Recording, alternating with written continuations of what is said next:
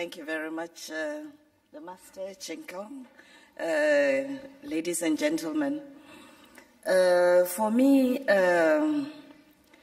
my impression of Australia generally has always been influenced by the plot of a book, which was later turned into a movie. This is a book that was authored by Ethel Pedley, with illustration by Frank Mahoney, probably around 1899, but it was turned into a movie in 1924 and 1977. And it was the story about Dot, a little girl who got lost in the Australian outback. And she met a kangaroo who had also lost her Joey. And normally the kangaroo is afraid of human beings, so they try to avoid the humans. But this kangaroo helped this little girl find her own family, but the kangaroo at the end of the movie still could not find her own Joey. So it was that story of, you know, the human and animal interaction that has always amazed me about Australia. And when this opportunity came to visit Australia, I had this in my mind, and I asked so many of the young people, they hadn't even seen this movie.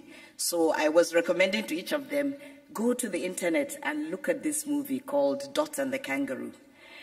And this movie always brought back to me this spirit of volunteerism that I saw in Australia, and particularly with the young people that we interacted with during our visit. And I did make mention of it, that it's one thing that I found very amazing. I'm still trying to find an understanding of what made these young people from different, well, young and old, from different professionals, leave whatever it was that they were doing to come and make us happy, make us comfortable, make us feel at home in Australia. And I was particularly happy this morning.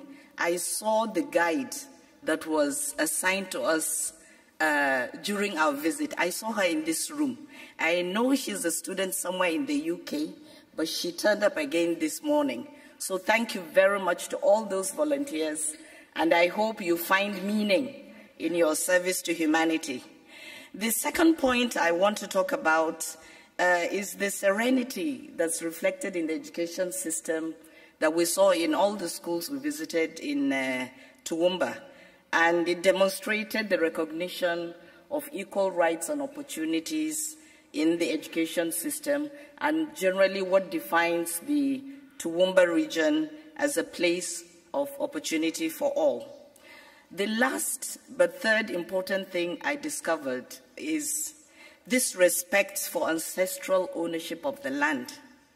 Everywhere we went at the beginning of the ceremonies, there was a recognition, something that goes as paying tribute to the owners of the land that we stand on. This, for me as an African, resonates very well. To remember where you come from, as we've heard from the teachings of the Master Chinkong, you need to remember where you came from, respect the ancestors. And this, for me, was a very important point for me to take away from Australia. Finally, just to again express our sincere thanks to the Master Chinkong and all the members of the Pure Land Learning College Association for giving us a very, very wonderful and memorable trip to Australia.